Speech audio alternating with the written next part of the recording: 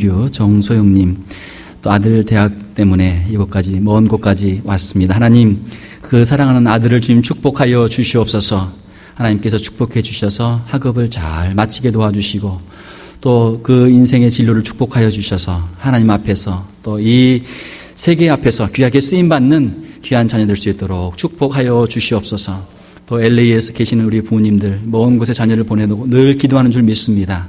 사랑하는 자녀들을 통해서 하나님 큰 복을 누리게 도와주시고, 이 자녀가 우리 부모님들에게 큰 기쁨 될 수 있도록 축복하여 주시옵소서. 거룩하신 우리 주 예수님 이름으로 기도하옵나이다. 아멘. 오늘 함께 읽으실 말씀은 구약성경 전도서 12장 1절에서 2절 말씀입니다.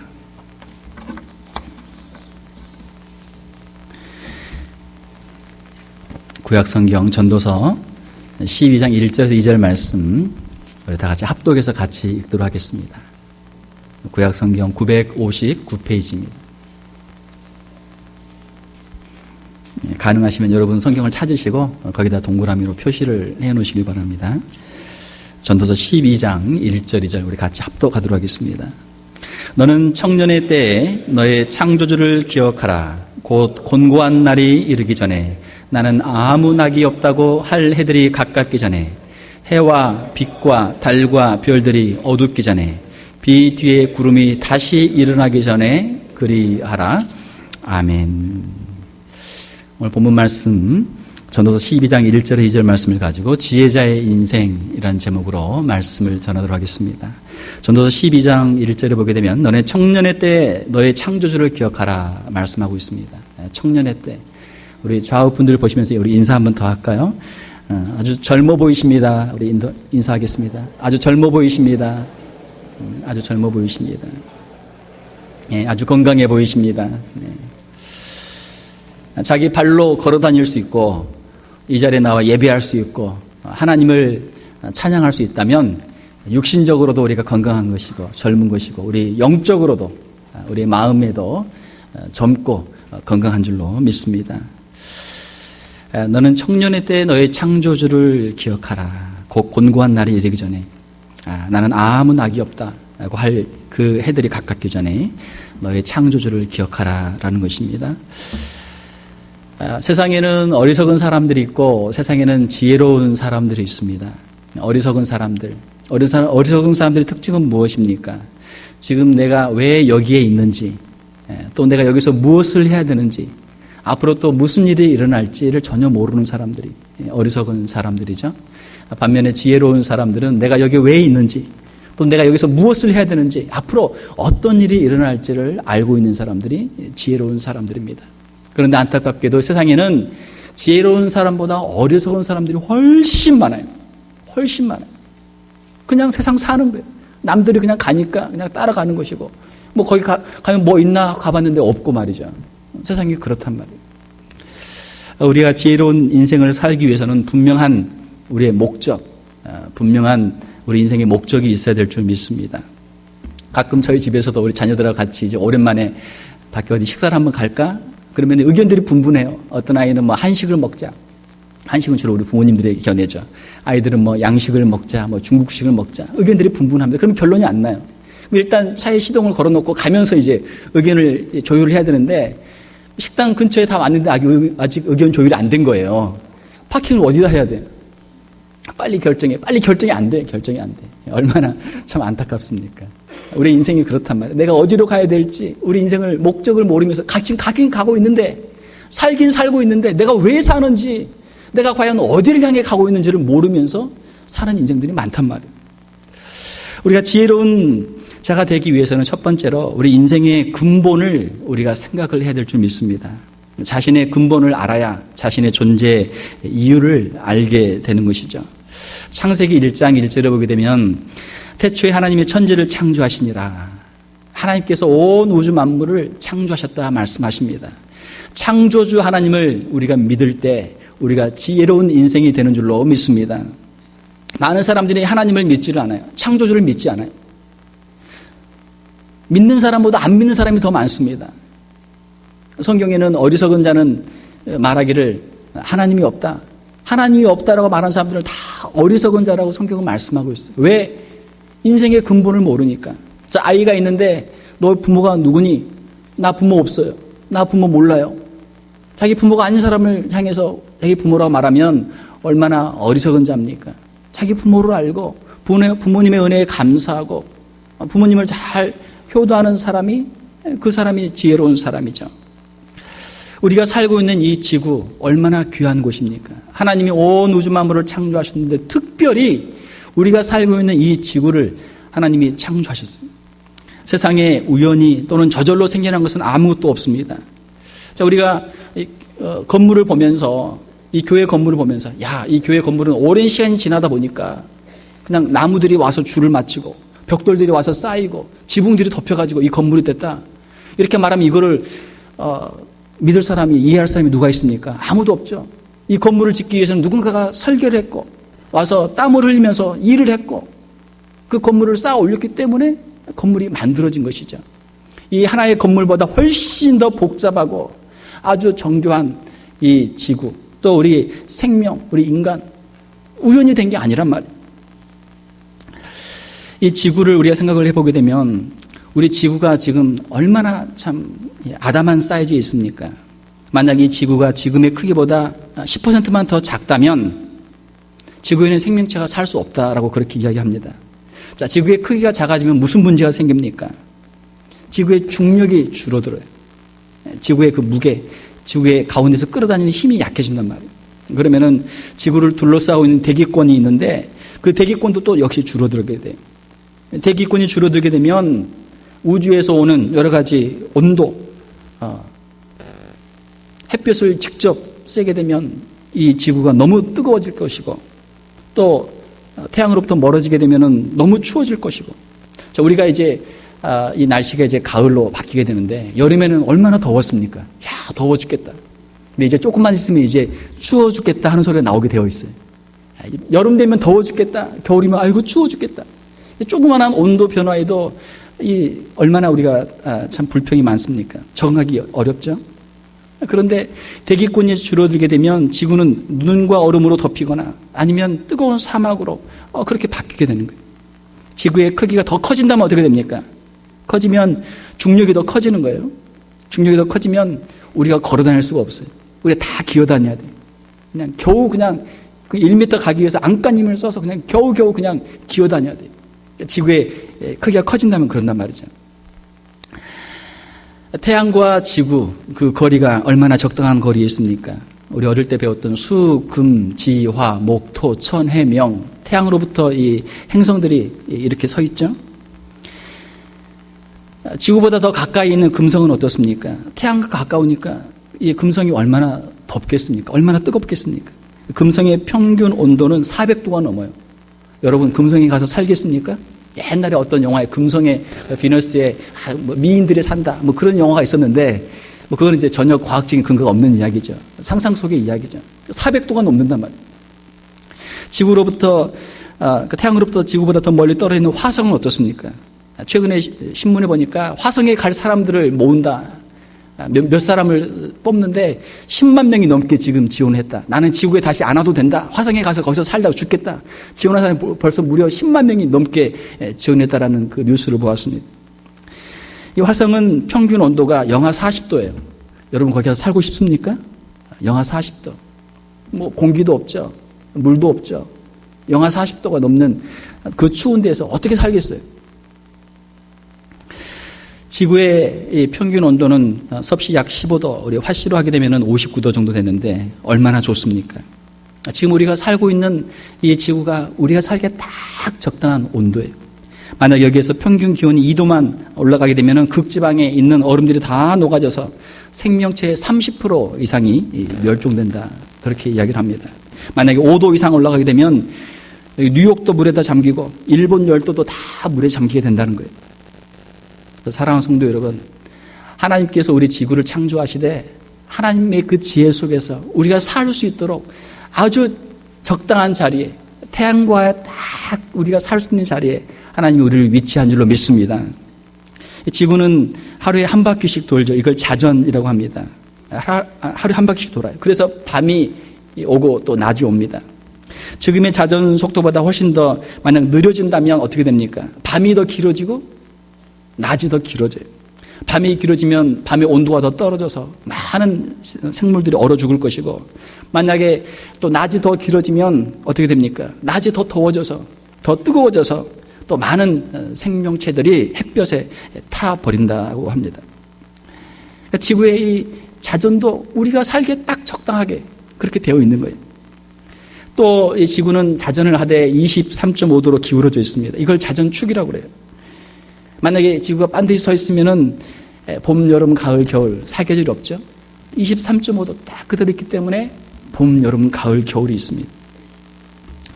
또 이 지구에는 수많은 보호막들이 있습니다. 태양은 아주 큰 별이고 거기에는 원자폭탄의 몇백 배가 되는 그 수소 그 폭발들이 막 매 초, 수초에 막 수백 개, 수천 개, 수만 개가 이루어지고 있죠. 거기에서는 생명체에 해로운 방사능들이 계속 방출이 됩니다. 그걸 이제 태양풍이다 이렇게 이야기를 해요. 자, 만약 이 태양풍이 지구에 직접 닿게 되면 지구는 완전 태양의 그 방사능으로 말미암아 생명체가 완전히 멸종하게 되어 있습니다. 자, 그런데 이 지구는 태양풍을 막을 수 있는 안전장치가 되어 있어요. 사진을 하나 보여주세요. 1958년에 미국의 유명한 물리학자인 벤 앨런이 발견한 보호막입니다. 태양의 그 모든 태양풍으로부터 지구를 보호하는 이 막이 있어요. 하나님께서 만드신 지구의 자기장을 통해서 이렇게 지구를 보호할 수 있는 막이 형성되어 있습니다. 이것을 벤 앨런 벨트라고 합니다. 지구를 감싸고 있어서 태양풍의 유해한 방사능으로부터 지구를 보호를 해주는 거예요. 여러분 그거 알고 계셨어요? 그거 알고나 여러분 사시는 겁니까? 또한 지구에는 오존층이 있어요. 오존층이 있어서 태양으로부터 오는 모든 자외선을 다 걸러줘요. 만약에 오존층이 다 파괴되고 없다면 그 자외선이 우리 피부에 그대로 오니까 피부암을 비롯해서 수많은 생명에 위한 질병들이 유발되게 된다는 것입니다. 오존층에서 자외선을 걸러주니까 우리가 태양 아래서도 잘 사는 거예요.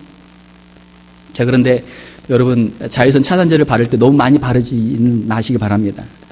자외선이 어느 정도 있어야 우리 신체에 비타민 D를 만들 수 있대요. 우리 한국 사람들이 제일 부족한 것 중에 하나가 비타민 D인데 햇빛을 보지 않기 때문에, 햇빛을 너무 멀리 하기 때문에 비타민 D가 부족하다라고 합니다. 그러니까 적당한 햇빛이 우리에게 필요한 것이죠. 너무 과도한 햇빛도 안 되고 너무 부족한 햇빛도 안 되고 적당한 게 좋아요. 자, 지구의 이 대기권, 이 공기도 지구를 보호하고 있습니다.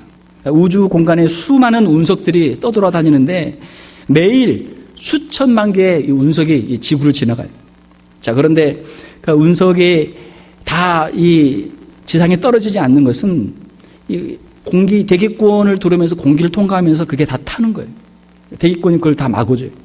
그렇게 해서 대부분의 운석이 대기권에서 다 타기 때문에 지구가 이 운석으로부터 보호를 받는다라는 것입니다. 또 우리 생명체에 필요한 물이 이 지구에는 충분히 있죠. 지금 우주 과학자들이 우주를 다 뒤지고 있어요. 무엇을 찾기 위해서? 생명체를 찾기 위해서. 생명체가 살려면 뭐가 있어야 됩니까? 물이 있어야 돼요. 그 물을 찾고 있어요. 지금 우주에서. 근데 아직까지 못 찾았어요. 아직까지 못 찾았어요. 지구에만 물이 있어요. 지구는 물을 담고 있는 큰 그릇이라고 할 수 있습니다. 물을 담고 있어요. 자, 우리가 물을 담아서 오랫동안 놔두면 어떻게 됩니까? 물이 썩죠. 물이 썩는단 말이에요.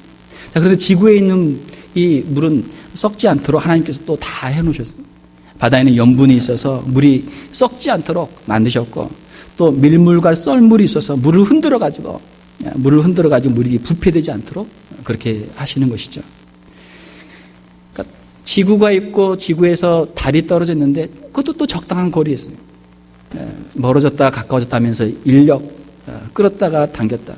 밀물과 썰물을 주는 것이죠. 그러니까 달이 너무 멀리 있어도 안 되고 너무 가까이 있어도 안 돼. 아주 적당한 거리에 있는 거예요. 이 모든 것이 신묘막측한 하나님의 지혜와 권능 속에서 이루어진 것인 줄로 믿습니다. 사람들은 이것을 우연이라고 생각해요. 우리 인간이 살고 있고 지구가 이 우주 가운데 있는 것이 우연이다. 그래서 지금 과학자들은, 하나님을 믿지 않은 과학자들은 아마 다른 이 태양계 안에 다른 생명체가 살고 있지 않나. 태양계 안에 없다. 오케이. 그러면 은하계로 가보자. 은하계 안에 다 찾고 있어요. 은하계 없다. 오케이. 그러면 다른 은하계를 가보자. 지금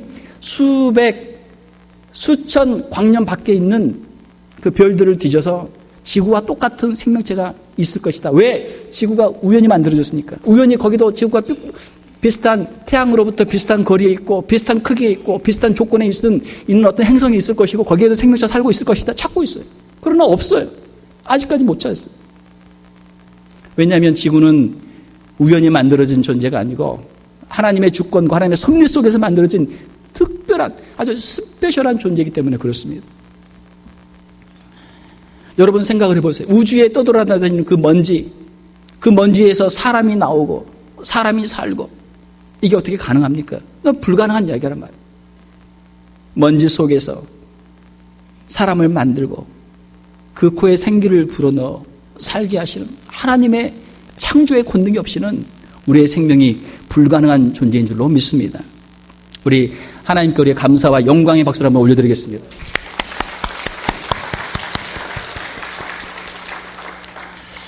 (2008년도에) 대한민국 최초의 우주인이었던 이소연 박사가 우주인으로 선발이 돼서 우주인 선발 과정, 혹독한 그 훈련 과정을 통과하고 한국인 최초로 우주인이 돼서 대기권 밖으로 우주 정거장에 가서 생활을 하다가 돌아왔습니다. 독실한 크리스찬인 이소연 박사가 우주인으로서 자신의 경험을 이야기한 그 내용을 제가 본 적이 있습니다.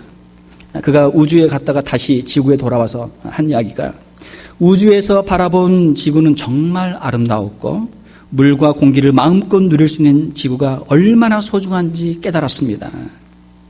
우주인들은 다 이 헬멧을 쓰고 다니잖아요. 산소가 없으니까, 공기가 없으니까, 또 거기에 물이 없으니까 지구에서 가지고 간 물을 가지고 먹고 사는 것이죠. 우주인들이 숨을 한 번 쉬기 위해서, 물을 하나 마시기 위해서 얼마나 많은 돈이 듭니까? 얼마나 많은 노력을 합니까? 그런데 우리는 여기서 그냥 마음 편하게 얼마든지 숨 쉬고 얼마든지 물을 그냥 마신단 말이에요. 우주정거장은 지구에서 400km, 즉 서울과 부산의 거리지만 그 위에서 물을 마시거나 숨을 쉬는 것은 너무나 힘든 일입니다. 우주인들이 물과 공기를 마시는데 돈도 많이 들고 노력도 많이 들지요. 그런데 400km 아래에서는 아무 노력하지 않고 숨도 쉬고 살아갈 수 있다는 사실은 굉장히 놀랍고 감사한 일입니다. 지금까지 이게 참 감사한 일인데 그동안 너무나 모르고 살았구나라고 생각했습니다. 자, 그렇죠? 우리 자녀들이 미국에서 태어나서 부모님의 사랑 속에서 좋은 환경에서 살다가 저 어디 남미나 어디 아프리카나 이런 데 한번 단기 선교를 갔다 오면 어때요? 엄마 고마워요. 거기 가면 물도 없죠. 날씨도 덥죠. 그래서 모기 같은 거, 말라리아. 얼마나 참 힘든 환경입니까? 부모님들이 자녀들이 생활할 수 있도록 이렇게 좋은 집과 좋은 환경들을 만들어 줬는데 아이들은 태어나서부터 눈 뜨자마자 그걸 보고 살았으니까 당연한 줄 아는 거예요. 지구에, 우리가 눈을 떠보니까 지구에 지금 살고 있잖아요. 야, 이거 지구는 그냥 당연히 있는 거다. No! 우주 그 어디에 가도 이 지구와 같은 곳이 없단 말이에요. 사랑하는 성도 여러분, 우리를 낳아주시고 길러주신 부모님께 감사하는 것이 자녀의 마땅한 도리인 줄로 믿습니다. 우리를 지으시고 우리를 창조하시고 가장 좋은 환경 속에서 살도록 만드신 하나님께 감사하는 것이 마땅한 피조물의 도리인 줄로 믿습니다. 하나님을 아는 사람은, 창조주를 아는 사람은 감사를 할 수밖에 없어요. 우리의 생명이 감사합니다. 오늘의 호흡이 감사합니다. 우리에게 주신 건강 감사합니다. 우리에게 주신 신앙 감사합니다. 우리에게 주신 모든 것이 다 감사죠. 감사는 성령님의 역사인 줄로 믿습니다. 우리가 불평불만을 하게 되면 마귀가 찾아와요. 그래, 너 잘 걸렸다. 마귀가 찾아와요. 마귀가 찾아오다가도 우리가 감사하면, 찬송하면 마귀가 10길로 도망가게 되는 줄 믿습니다. 그러니까 감사를 많이 해야 돼요. 신앙의 승리의 길은 하나님 감사합니다. 이것도 감사합니다. 이것도 감사합니다. 감사합니다. 감사합니다. 감사하면 마귀가 들어올 틈이 없어요. 두 번째로 어떻게 우리가 지혜로운 인생을 살 수 있습니까? 우리 인생의 마지막을 생각할 때 지혜로운 인생을 살게 되는 줄로 믿습니다. 우리가 평균 수명이다 이렇게 이야기를 합니다. 과거에는 회갑이면 아주 큰 잔치였습니다. 요즘에는 회갑하시는 분이 없어요. 아이고 부끄러워서 무슨 회갑을 하느냐. 아직도 머리가 검은데 자녀들이 아직 어린데 어떻게 회갑을 하느냐. 칠순이 돼도 칠순 가지고 요즘은 장수를 많이 하는데, 옛날에는 70이면 장수했다. 요즘은 70 가지고는 70은 젊은이란 말이에요. 제가 이야기를 들으니까 양로원에 가면 70대 되신 분들 잘 안 가려고 한대요. 왜 가면 70대가 가면은 물 떠와라. 심부름 장기판 가자고 자꾸 심부름을 시킨대요. 더 많은 형님들이, 언니들이. 인간의 평균 수명이 계속 상승하고 있습니다. 평균 수명을 80으로 맞춰서 지금 살고 있지만 앞으로는 90, 100세 더 이상 계속 올라갈 것 같습니다. 우리 역사 속에서, 기록 속에서 최근에 공식 기록을 보게 되면 가장 장수한 사람은 1997년에 122세로 생을 마감한 프랑스의 잔 칼망이라고 하는 여성입니다. 122세를 살았어요. 자, 여러분도 122세까지 다 살 수 있기를 주님의 이름으로 축원합니다. 건강하게. 자, 이분은 122세까지 살았는데 참 우리의 수명이 과연 얼마나 될까요? 이분은 아니고 다른 잠깐 있다가요. 고구려의 장수왕, 한국의 역사에 보게 되면 장수왕이라고 하는 분이 있습니다. 이분은 21살에 왕이 돼서 자그마치 78년 동안 왕으로 있었어요. 그래서 장수왕이. 그래서 99세에 세상을 떠났습니다. 그 옛날에. 그러니까 장수왕이라는 별명이 붙을만 하죠. 안타깝게도 이 장수왕에게는 아들이 있었는데 아들은 왕이 되지 못하고 아버지보다 먼저 세상을 떠나고 말았어요. 아버지가 너무 오래 그냥 왕을 하시니까. 이제 사진 보여주세요. 영국의 엘리자베스 2세 여왕이 있습니다. 지금 연세가 87세입니다. 아직도 정정하십니다. 그 다음 사진도 보여주세요. 그에게는 아들 찰스 황태자가 있습니다. 찰스 황태자가 지금 머리가 희끗희끗해요. 지금 연세가 65세입니다. 남들은 다 은퇴할 나이에 아직 왕 시작도 못 해봤어요. 얼마 전에 찰스 황태자가 자기 손자를 봤습니다. 손자를 봤어요. 점점 이렇게 우리 인간의 수명이 길어지고 있습니다. 자, 그러면 우리 인간이 얼마나 오래 살 것인가? 과학자들은 이야기하기를 이 포유동물, 그러니까 우리 인간을 이제 이 육체로만 보았을 때 우리 육체의 생명이 과연 얼마나 더 오래 살 수 있을 것인가? 일반적으로 포유류 동물은 성장 기간의 6배까지 산다 그렇게 되어 있습니다. 그러니까 우리 사람 같은 경우는 20살까지는 계속 육체적으로 성장을 해요. 그러니까 20살이 딱 되면 육체적인 성장은 이제 끝납니다. 그러니까 20 곱하기 6을 하게 되면은 인간의 수명은 120까지는 살 수 있다라고 하는 것이 이제 과학자들의 일반적인 그런 결론입니다. 자, 우리가 120이면 긴 시간이지만 아무리 오래 살아도 120세 이상을 뛰어넘기는 어렵단 말이에요. 우리가 일할 수 있는 시간도 마찬가지죠. 우리가 건강한 몸으로 일할 수 있는 시간도 마찬가지입니다. 미국의 midlife crisis라고 하는 그런 단어가 많이 유행하죠. 이것은 무엇입니까? 나이가 한 50세쯤 되게 되면 제2의 사춘기를 겪는다라는 거예요. 제2의 사춘기. 마음속에 이런 생각이 드는 거예요. 내 인생 이제 50대인데 내가 이대로 살다가 내가 이대로 끝날 것인가? 이것이 과연 내 인생의 전부란 말인가? 내가 어렸을 때 꿈도 많았고 하고 싶은 것도 많았는데 한 것도 별로 없고 지금 하고 있는 것도 별로 없고 내가 이대로 끝난다면 인생이 얼마나 허무한가? 안타까운가? 내가 죽기 전에 뭔가 한번 해야 되겠다. 이제 조금만 있으면 10년만 있으면 60 넘어서 새로운 걸 시작할 수도 없는데 이제 내가 한번 해야 되겠다. 늦바람이 드는 거예요. 그래가지고 직장도 한번 바꿔보고 결혼 생활하다가 남편이 문제다. 내가 한 20년, 30년 살았는데 이 남편이 문제다. 남편 한번 바꿔보자.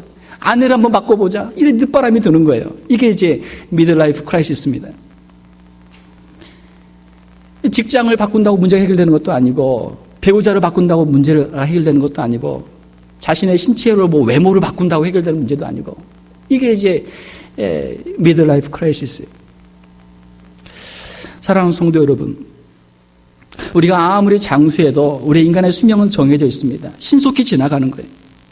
우리의 인생의 마지막을 우리가 생각하고 지혜로운 인생을 살 수 있기를 주님의 이름으로 축원합니다. 성경 계시록에 보게 되면은 죽은 자들이 자기 행위를 따라 책들에 기록된 대로 심판을 받으니 각 사람이 자기 행위대로 심판을 받고 우리 인생에는 마지막이 있다 말씀하고 있고 우리 인생의 마지막에는 하나님의 심판이 있다 말씀하고 있습니다. 우리의 창조주 하나님이 계시고 우리의 심판주 하나님이 계시다 성경은 말씀하고 있어요. 이것을 알면은 지혜로운 자가 되는 줄로 믿습니다. 이것을 모르면 내가 어디로 가는가도 모르고 뭐 나중에 어떻게 될지도 모르고 지금 내 하고 싶은 대로 내 마음대로 살아보자. 죄를 지으면서 자기도 고통당하고 다른 사람에게도 고통을 주면서 사는 거예요. 어리석은 자의 인생이 되는 것이죠. 우리가 인생을 사는 가운데 선과 악, 도덕, 판단에 분명한 기준이 있는 줄 믿습니다. 하나님이 주신 말씀, 이 말씀대로 살게 되면 하나님께서 우리에게 형통한 복을 주시는 줄로 믿습니다. 심판의 기준은 무엇입니까? 너는 죄가 있느냐 없느냐? 그 모든 사람들이 죄를 가지고 있어요. 자, 그러면 어떻게 하겠습니까? 저는 죄인입니다. 그러면 지옥에 가야 돼요. 그런데 하나님께서는 우리를 다 지옥불로 던지지 아니하시고 우리에게 예수 그리스도를 보내주셔서 예수 그리스도를 믿는 자마다 죄의 용서함을 받고 하나님의 자녀가 되는 축복을 우리에게 허락해 주신 줄로 믿습니다. 이것이 복음이에요. 이것이 성경의 복음이에요. 이것이 우리 교회가 전하는 복음의 내용입니다. 사도행전 16장 31절에 주 예수를 믿으라 그리하면 너와 내 집이 구원을 받으리라. 예수님만 믿으면 구원을 받을 수 있는 거예요. 예수 믿는 거 진짜 쉽죠? 구원 받는 거 진짜 쉽죠? 어떤 분은 그렇게 이야기합니다. 야, 천국 가는 게 너무 쉽지 않느냐? 천국 가는 것이기 때문에 쉬워요. 만약에 우리가 이 우주에 나가서 공기를 사서 숨을 쉬고 물을 사서 물을 먹는다면 그 돈이 얼마나 들겠어요? 우리는 할 수 없는 거란 말이에요. 여러분 이거 아셔야 돼요. 진짜 비싼 것은 값으로 살 수 없습니다. 값으로 살 수 없어요. 생명 값으로 살 수 없어요. 그래서 하나님이 우리에게 선물로 주시는 거예요. 할렐루야. 예. 값으로 살 수 없으니까 우리가 우리 스스로 우리 죄를 용서받을 수도 없고 우리 스스로 해결할 수 없으니까 예수 그리스도를 보내주신 줄로 믿습니다. 예수 그리스도를 믿으면 영원한 천국의 소망을 주시는 거예요. 이것이 우리가 전하는 복음이에요. 사랑하는 성도 여러분, 이 자리에 참석하신 모든 여러분 한 사람도 빠짐없이 예수 그리스도를 구주로 영접하시고 영원한 천국의 소망을 가지실 수 있기를 주님의 이름으로 축원합니다. 이것이 하나님의 지혜죠. 하나님의 복음이에요. 또한 하나님의 말씀에 순종하며 사는 것이 지혜로운 자의 인생입니다. 주의 복음을 증거하며 영혼들을 구원하고 사랑과 섬김과 나눔과 선행을 베푸는 삶. 이것이 천국의 상급이 있는 삶이요. 또 이 땅에서도 하나님이 주시는 진정한 행복을 누리는 삶인 줄로 믿습니다. 디모데전서 6장 18절에 선을 행하고 선한 사업을 많이 하고 나누어 주기를 좋아하며 너그러운 자가 되게 하라. 그러니까 주님의 말씀에 순종하면 우리에게 주시는 그 마음의 기쁨이 있잖아요. 행복이 있잖아요. 천국에서의 상급도 있고 이 땅에서의 그 축복도 있고 그 어디서도 누릴 수 없는 축복을 주시잖아요. 말씀에 순종할 때. 말씀을 맺겠습니다. 사랑하는 성도 여러분, 수많은 사람들이 창조주 하나님을 모르고 심판주 하나님을 모르고 예수 그리스도의 복음을 모르고 지옥불을 향해서 죄를 지으며 인생을 허송세월하며 달려가고 있습니다.